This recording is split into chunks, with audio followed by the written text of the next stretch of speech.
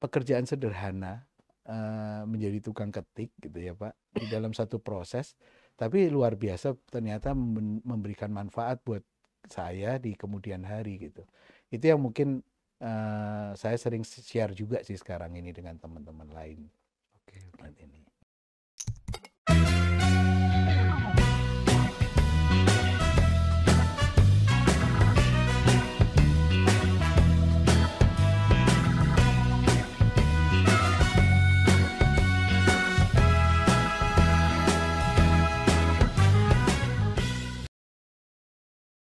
Pak Isa tadi, pengalaman Pak Isa yang berkaitan dengan tugas yang diberikan oleh pimpinan. Saya kira generasi muda dan saya pun juga pernah mengalami, kadang-kadang kita diberi tugas sesuatu yang menurut kita atau menurut lingkungan kita, pekerjaan kayak gitu kok diserahin ke saya gitu ya Pak ya. Tapi ternyata di balik itu manfaatnya luar biasa. Betul Ya Pak. Pak ya. Yeah. Saya juga punya pengalaman itu Pak. Saya kan waktu itu sedang menjadi direktur analisa APBN. Jadi direktur analisa APBN itu kan yang bertanggung jawab menyusun APBN di kala itu Pak. Yeah. Di kala itu. Jadi networking kita sangat luas, bukan saja pimpinan di Kementerian Keuangan, tetapi juga di DPR, Bank Indonesia, BPS, dan segala macam. Tapi zaman Pak Budiono Pak, kemudian saya dipanggil, waktu itu sekjennya Pak Agus Haryanto Pak. Panggilannya, Mas, jangan terlalu lama ngurusi APBN, nanti nggak ngerti ilmu yang lain gitu. Yeah. Dan kemudian saya diberi tugas untuk menjadi direktur kepala biro namanya, kepala biro kerjasama luar negeri Pak. Yeah.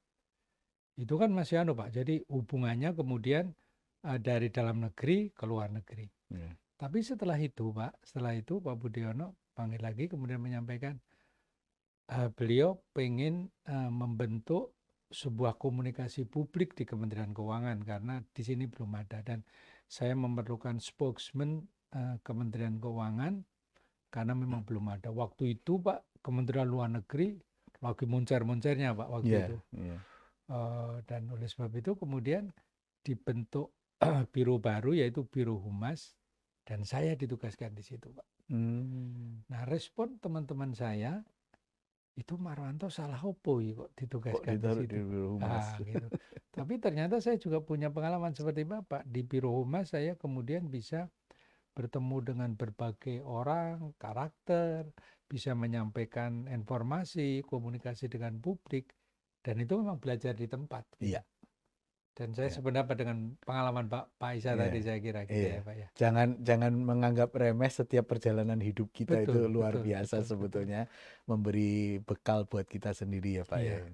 Karena mumpun itu Allah menunjukkan jalan, dan kadang-kadang memang kita sebagai manusia kan tidak tahu jalan yang terbaik untuk kita sendiri kan Pak betul, ya. Pak. Setelah ditunjukkan baru. Iya.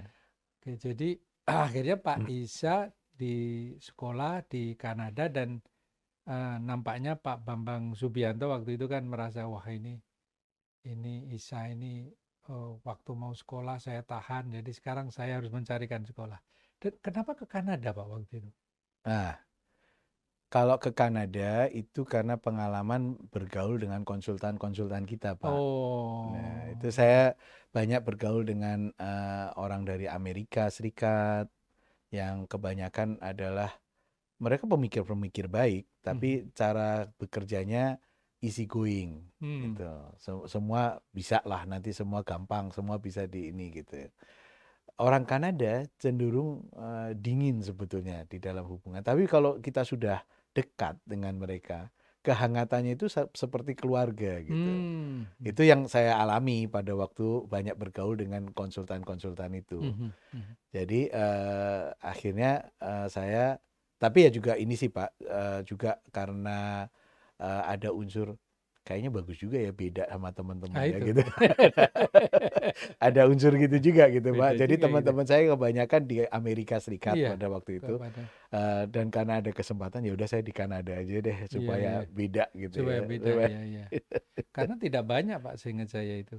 Tapi waktu itu teman-teman dari keuangan ternyata ada Pak, terutama dari pajak. terutama dari Oh, ya pajak. pajak ya. Banyak mereka belajar tentang taxation Kanada gitu ya. Kanada Saya ya, nggak tahu ya. alasannya Betul, apa, betul, tapi betul. setelah saya di sana ketemu juga sama Iya, orang-orang Kementerian iya, Keuangan dari pajak terutama. iya, iya. Ya, Iya, jadi Kanada kan relatif dingin ya, Pak ya. ya Relatif relatif dingin dingin. dan Ya. survive di Kanada aman Pak waktu itu dari Alhamdulillah Pak, mungkin karena cuma 1 tahun 5 bulan jadi. jadi sebagai sebuah liburan ya, Pak ya. Oke, oke Pak Iya. Isa. Jadi kita kembali ke laptop Pak. Jadi perjalanan karir Pak Isa. Kemudian Bapak kembali ke BKF dan seingat saya kan langsung Pak Isa menjadi staf ahli. Jadi Ada Bapak, jeda mungkin beberapa bulan ya Pak iya, ya. iya, Iya. jadi staf ahli. Waktu Pak Isa jadi staf ahli itu waktu zaman menterinya Pak Khatib Basri. Pak Khatib Basri Pak ya, Pak Khatib Khatib Basri. Basri ya. Iya.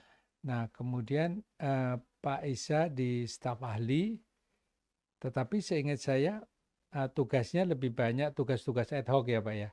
Iya banyak gitu. Di DJSN menggantikan Ya betul Bapak ya, ya kan ya. Pak Maranto ke Ke ADB, Manila ya terus betul. DJSN, nah siapa yang nerusin? Nah, Ditugaskan yang ke saya. cocok lah Pak Isa. Terus ada lagi diminta menjadi ID Islamic Development IDB Bank, ya, ya. tapi itu kan tidak permanen di Betul, sana, jadi betul. kami bolak-balik itu di sana Ya, gitu. ya.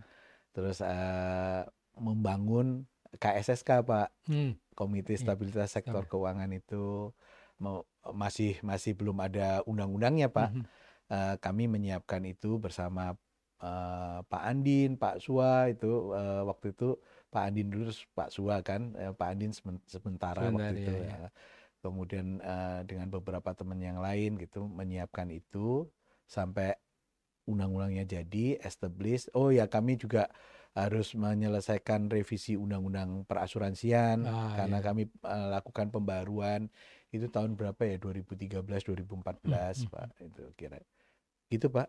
iya. Memang benar kata Bapak dan memang mungkin itu di keuangan yang membedakan di tempat-tempat yang lain ya, Pak ya. Staf Betul. ahli di keuangan itu kan mendapat task gitu ya, Iya, mendapat tugas spesifik ya. tugas gitu. Iya, Bukan sekedar disuruh berpikir iya yang betul. tidak jelas Betul. akan dijadikan apa hasil Iya. pemikirannya. Tapi kalau di keuangan jadi semacam kayak project gitu, ada Iya, project leader gitu iya. jadi semacam Iya, saya itu. kira itu mungkin apa karakter yang berbeda dari Menteri Keuangan waktu itu ya. Jadi Iya, iya. setiap staf ahli tetap di samping tugas pokoknya memberikan Masukan. masukan kepada Ya. menteri langsung, tapi ada tugas-tugas lain yang harus dihandle. Karena mungkin karena levelingnya juga eselon 1 ya Pak ya. Iya, jadi Sehingga memberikan apa kemudahan di dalam berinteraksi dengan koordinasi, betul, Pak. betul. Ya. Betul, dan Bapak tidak lama di situ jadilah orang terkaya di Indonesia. Ini insight-nya seperti apa itu Pak? Tiba-tiba menjadi Dirjen Kekayaan Negara kan Pak? Itu sesuatu yang totally different dari awal-awal kan? Iya. Bapak tadinya Pak Isa mengelola lembaga keuangan, asuransi, dana pensiun. Iya. Terus kemudian tugasnya sekarang mengelola aset. Iya. Ya. Iya. Ya nggak tahu mungkin kalau alasannya apa kita harus tanya ke Bu Sri Mulyani. Tapi saya ingat betul tuh waktu dipanggil dan Ya beliau penugasan ya ya waktu beliau tiba-tiba ya betul ya. mengatakan Pak Isa nanti ke ini ya DJKN. Yakin Bu? Saya tanya gitu. Yakin Bu? Itu kan banyak legal Bu. Saya kan bukan orang dengan background legal yang kuat. Ya tapi kan ada teman-teman di sana yang bisa membantu itu nanti di sana. Sekalian belajar. Nah, kalau sudah disuruh belajar lagi ya. Oh iya Bu, siap gitu kan. Jadi komunikasinya sesederhana itu sih mungkin Pak Marwanto, tidak ada diskusi mengenai kapasitas saya, background saya dan sebagainya. Saya ditugaskan di situ ya saya jalankan. Dan memang ternyata masalah legal menjadi masalah yang paling banyak saya harus belajar Pak di sana. Harus hati-hati karena banyak juga permasalahan-permasalahan yang sudah terlampau lama tidak dibereskan gitu ya di sana. Sampai terakhir saya keluar pun juga belum beres juga gitu ya. Tetapi paling tidak di situ saya belajar harus hati-hati, lebih cermat, kemudian membaca konteks secara lebih komprehensif gitu ya, tidak boleh melihat sekedar satu aspek teknisnya saja dan sebagainya gitu. Kemudian yang mungkin yang besar, pekerjaan besar terjadi di waktu saya di sana adalah revaluasi aset. Ya, betul, Pak. Ya, mungkin Bapak waktu itu juga terkena dampaknya sebagai Dirjen Perbendaharaan karena harus menghadapi penyikapan dari BPK yang ya. cukup keras ya Cukup ke kita keras, ya Pak betul, ya. betul, ya. Tapi terima kasih waktu itu kerjasamanya juga bagus, dan itu juga satu hal yang menyadarkan saya juga Pak, dan juga teman-teman di sana bahwa Anda itu adalah sebagai pemerintahan, sebagai satu kesatuan. Anda nggak boleh menyampaikan ini kan DJKN udah benar gitu loh. DJKN bukan DJKN sendiri yang harus benar, itu pemerintah, satu kesatuan, bukan DJKN. Bahkan bukan hanya Kementerian Keuangan sendiri gitu. Anda nggak boleh mengatakan prosedur sudah Anda jalankan, tapi Anda membiarkan prosedur di kementerian lembaga tidak dijalankan dengan benar. Itu pelajaran paling berharga itu Pak, untuk betul. satu proses dan melihat pemerintah itu ya satu gitu. Betul. Bahwa nggak boleh kita menjadi baik sendiri, DJKN baik sendiri, Kementerian Keuangan baik sendiri, sementara kementerian lain tidak atau belum berhasil menjalankan SOP waktu itu, sesederhana SOP gitu. Itu yang tahun pertama Pak, kita yang kemudian tidak dimasukkan ya Pak ya, akhirnya supaya kita tetap bisa WTP, akhirnya pekerjaan selama hampir setahun belum bisa dimasukkan, itu harus diperbaiki. Dan harus diperbaiki selama seminggu sih saya. Ya, perbaikannya akhirnya setahun juga. Seminggu tetap akhirnya diputuskan tetap tidak dimasukkan. Tidak dimasukkan. Ya. Tapi seingat saya waktu itu kan sudah masuk tadinya Pak, tapi terus dikeluarkan lagi. Betul Pak. Iya, yang kan? Bapak harus melakukan reverse di detik-detik terakhir itu ya, reverse akuntansinya di sistemnya itu harus kita reverse dalam waktu beberapa hari itu ya. Tapi itu betul-betul pelajaran yang esensial menurut saya adalah kita harus melihat sebagai satu kesatuan, nggak boleh melihat baik sendiri atau hebat sendiri, itu nggak percuma. Wong kita sebetulnya adalah bagian dari pemerintah Republik Indonesia. Ya harusnya seluruh pemerintah ini yang harus kita perbaiki gitu. Betul. Dan alhamdulillah tahun kedua kita bersama-sama bisa tekuni Pak ya waktu itu ya, dan udah mulai bisa masuk gitu. Tapi itu membutuhkan 3 tahun seingat saya, 2017, 18, 19 ya sampai 20 lah, 2020 itu kita bereskan. Buat saya dan teman-teman di DJKN waktu itu adalah paling tidak kita improve, karena yang rival pertama Pak yang kami dengar itu memerlukan waktu 10 tahun untuk akhirnya kita dianggap sudah menyelesaikan tugas-tugas itu Pak. Jadi kalau 3 tahun setengah waktu itu ya improve lah dari 10 tahun sebelumnya gitu. Mudah-mudahan DJKN nanti semakin baik sih ke depan kalau melakukan rival lagi. Dan akhirnya waktu itu kan setelah revaluasi, aset pemerintah meningkat cukup tajam kan ya. Cukup tajam. Ya sampai berapa? 4.000 sampai 5.000-an triliun. 5.000-an, hampir 6.000 sih saya. Waktu itu. Dan sekarang kita sudah lebih dari 11.000 ya Pak ya. Iya. Jadi suatu luar biasa. Iya. Jadi saya kira pengalaman melakukan sebuah koordinasi dan melihat bahwa pekerjaan itu yang ada di meja kita itu sebetulnya mempengaruhi dan harus melibatkan semua stakeholder, itu menjadi sangat penting ya Pak. Betul Pak. Nah Pak Ishak, ini masih di urusan aset Pak. Bu Menteri kan di beberapa kesempatan mengatakan begini Pak. Saya ingat betul waktu saya mendampingi beliau ke UGM gitu, karena kita sama-sama waktu itu. Iya waktu itu ya Pak. Jadi beliau bilang apa? Sekarang apa bedanya kita sama negara maju? Ya Pak. Bedanya beliau menjelaskan dengan sangat pasti sekali bahwa kalau di negara maju asetnya lah yang bekerja keras. Orangnya biasa-biasa saja, nggak terlalu. Tapi di Indonesia orangnya yang kerja keras, tapi asetnya belum bekerja secara optimal, malah tidur gitu ya Pak ya. Dalam konteks itu bagaimana Pak pengalaman Bapak di DJK Pak? Di DJKN apa yang beliau sampaikan itu kita rasakan sekali sih Pak, memang banyak aset-aset kita yang kemudian tidak tergunakan, sampai kadang-kadang kita berpikir kenapa dulu kita Beli ya, Pak, ya? membelinya atau Membeli. mendapatkannya ya gitu ya. Itu yang menjadi anxiety ya. Saya rasa sampai sekarang pun teman-teman di JKN terus berusaha untuk memperbaiki cara mereka menyikapi aset-aset yang seperti itu. Tapi itu kita rasakan betul. Tidak hanya aset fixed aset sebetulnya Pak, kita juga melihat bahwa kita punya banyak BUMN misalnya. BUMN kan juga aset negara Pak, betul. walaupun dalam bentuk yang berbeda gitu ya Pak. Dan kita lihat lagi-lagi juga pertanyaannya adalah kenapa dulu kita bikin BUMN ini ya, kalau kemudian menjadi kinerjanya buruk, sekarang kita harus berpikir menyelamatkannya, gitu, menambah modal dan sebagainya. Itu yang sesuatu yang harusnya segera kita koreksi dan kita perbaiki gitu ya. Kita harus melihat aset-aset fixed aset ini kita utilisasi gitu. Nah ironisnya Pak, sekarang saya di anggaran gitu ya Pak ya. Ironisnya selalu ketemu dengan kementerian lembaga yang minta uang untuk membeli atau menyewa tanah atau gedung Pak. Ironis sekali gitu. Jadi saya nggak bisa ini, nggak boleh begitu. Di sana kita punya begitu banyak aset yang belum digunakan gitu ya. Sementara di sini kementerian lembaga berusaha untuk mendapatkan premis ya, tempat mereka bekerja gitu. Dan kemudian minta uang untuk membangun, untuk membeli, untuk menyewa dan sebagainya gitu. Ini yang kalau kita hubungkan rasanya kita harus bekerja lebih keras sih untuk bisa mengharmoniskan antara adanya aset di sini dengan adanya kebutuhan di tempat yang lain gitu Pak. Itu terasa sekali. BUMN juga begitu, kita juga harus segera benahi dan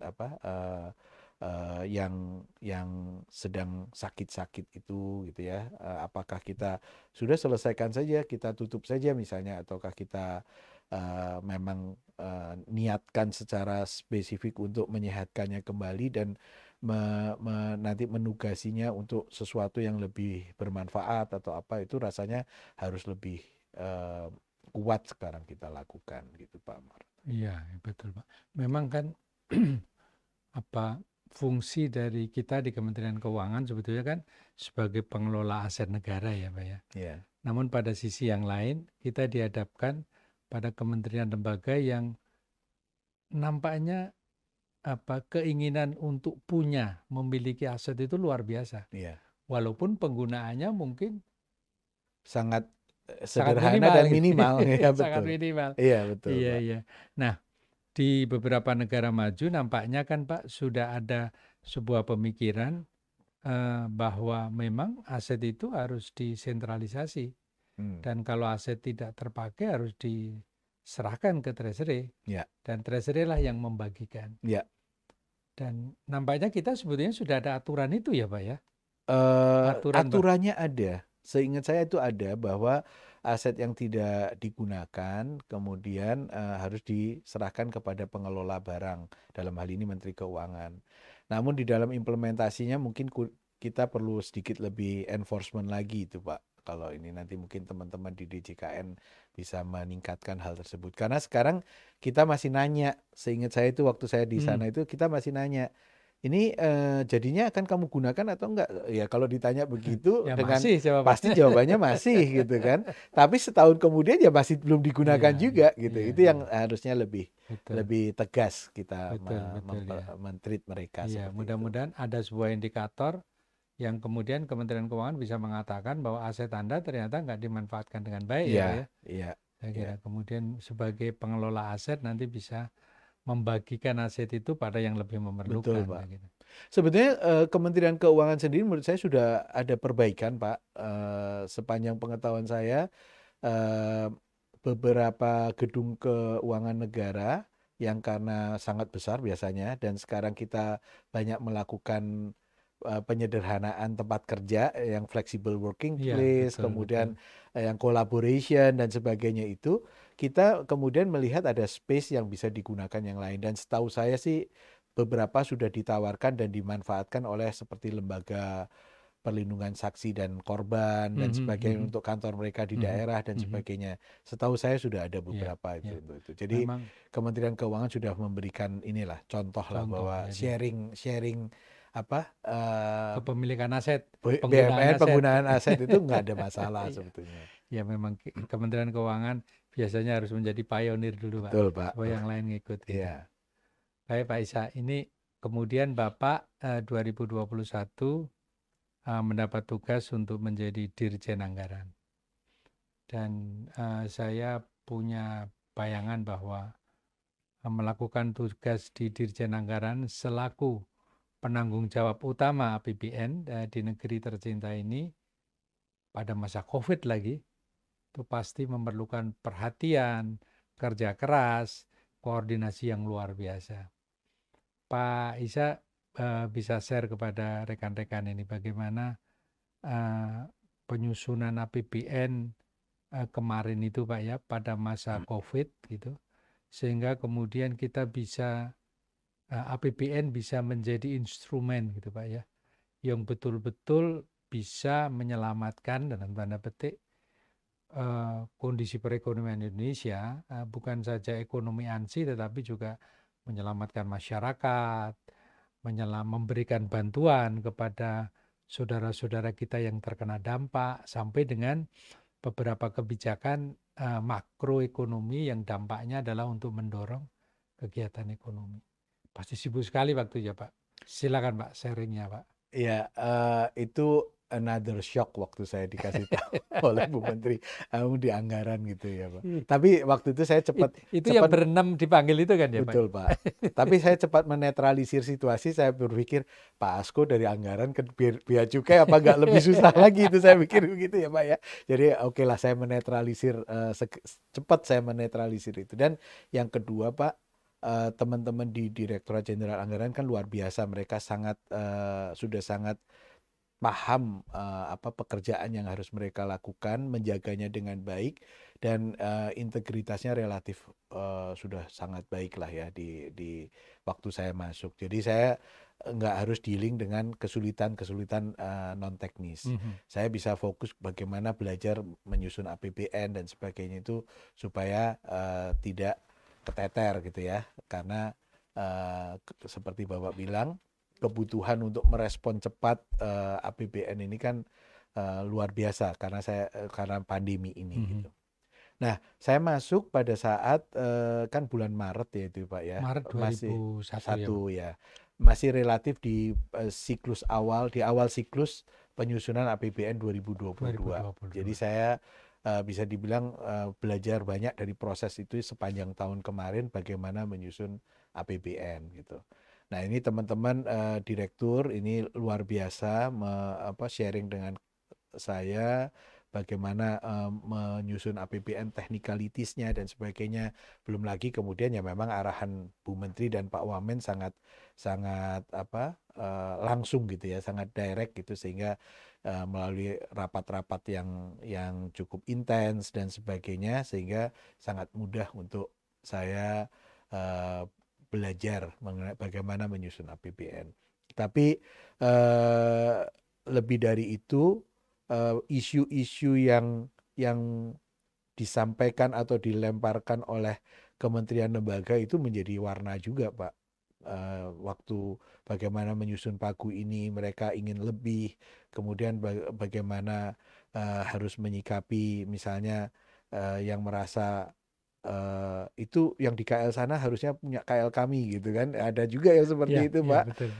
Jadi itu yang harus kami hadapi. Tapi yang saya bersyukur yang tidak terlalu banyak saya hadapi sebagai masalah adalah bagaimana berkomunikasi dan berdiskusi dengan politisi-politisi di Senayan. Kelihatannya itu sudah dibereskan oleh Pak Asko sebelumnya, oleh Bu Menteri, oleh Pak Wamen, sehingga tata kelolanya juga memang sangat improve ya pada waktu saya masuk situ.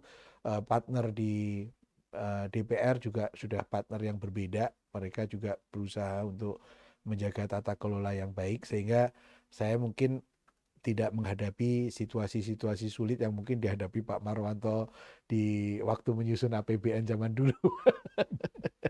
Tapi itulah kita syukuri ya Pak, itu kemajuan Indonesia saya rasa di dalam hal memperbaiki tata kelola juga sangat kita rasakan sih itu sebetulnya. Nah kemudian pesan Bu Menteri itu yang paling ini adalah APBN harus tetap dijaga agile, jadi lincah, bisa segera kita responsif, bisa segera kita ubah untuk kebutuhan-kebutuhan yang mendesak dan lebih kritis dan sebagainya. Itu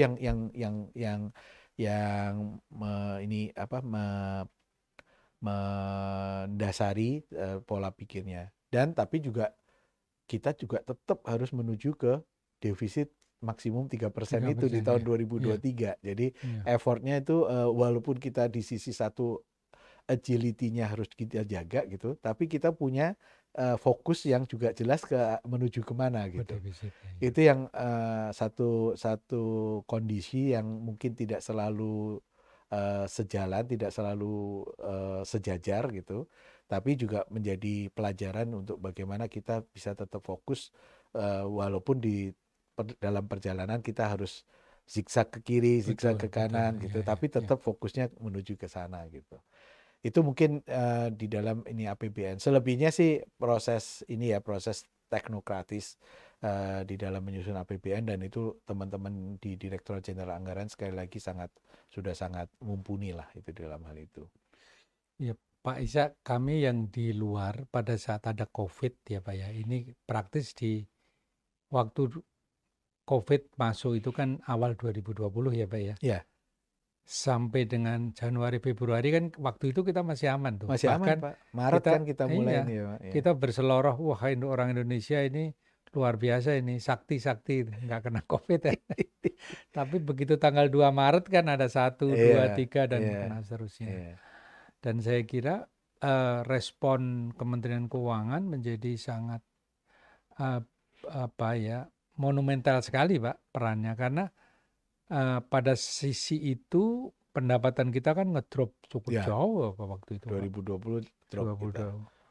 Sementara tuntutan untuk belanja lebih banyak karena COVID kan meningkat tajam.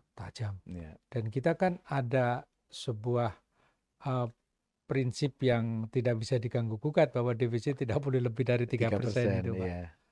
Dan saya kira ide untuk mengajukan Perpu itu luar biasa, bukan saja dilihat dari urgensinya Pak, tapi kemauan politiknya kan luar biasa sekali Pak. Dan kalau kita ingat Pak Marwanto, saya masih di DJKN itu ya, jadi mungkin tidak terlalu intens untuk melihat detailnya ya Pak ya. Memproyeksikan apa nih yang akan terjadi dalam setahun itu Pak ya. Tapi saya ingat betul itu, waktu begitu mulai COVID itu Ibu Menteri udah beberapa kali ngundang kita. Dan bahkan sebelum 2 Maret itu sudah mulai ada itu Pak diskusi-diskusi, ini kita harus apa nih. Kita kalau kemudian menangani ini kita nggak bisa nih membatasi belanja kita, dan otomatis defisit bisa tembus ini gitu. Dan kemudian kita bisa cepat mengusulkan Perpu dan sebagainya pada saat awal itu yang saya yakin belum banyak orang yang memprediksi akan belanja seperti itu ya Pak Marwanto. Itu luar biasa. Itu luar biasa Pak. Iya. Dan yang salut adalah keberanian Bu Menteri dan jajaran di Eselon 1 Pak, karena itu pada saat kita mengajukan Perpu itu kan argumentasinya harus kuat.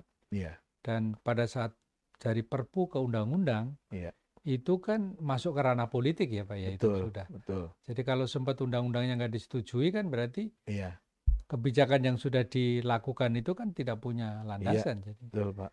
Saya kira mungkin bangsa dan negara berutang budi Pak ini pada Kementerian Keuangan, Bu Menteri dan teman-teman, karena berani mengambil keputusan yang sangat extraordinary Pak saya kira waktu itu. Tapi itu memang tugasnya begitu kali.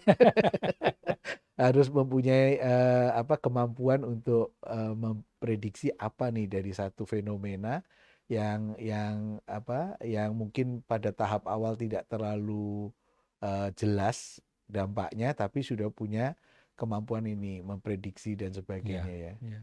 Tapi kalau saya ingat-ingat lagi itu berasal dari Bu Menteri yang mungkin suka baca, suka Iya, ini ya Pak saya ya. kira. Yang jadi beliau itu sudah bisa Udah kelihatannya sudah bisa. terbiasa. Jadi begitu ada sinyal kling gitu Iya. langsung nyambung Iya, itu kemana-mana luar gitu. biasa itu. Luar Saya biasa. ingat Jadi betul kita itu sangat beruntung betul diskusi-diskusi Pak. waktu itu Iya. ya Pak. Oh, Iya.